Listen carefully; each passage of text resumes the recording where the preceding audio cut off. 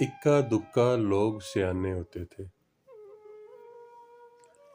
اکا دکا لوگ سیانے ہوتے تھے، کسی کسی کے گھر میں دانے ہوتے تھے۔ 100 تک گنتی کسی کسی کو آتی تھی، 1 روپے میں 16 آنے ہوتے تھے۔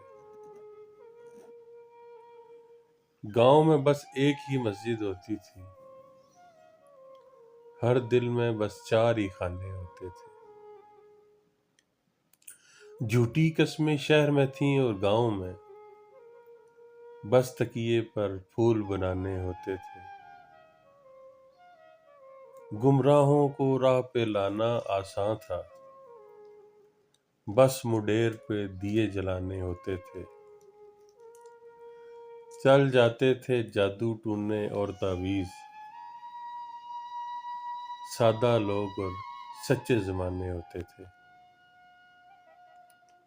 اکا دکا لوگ سیانے ہوتے تھے، کسی کسی کے گھر میں دانے ہوتے تھے۔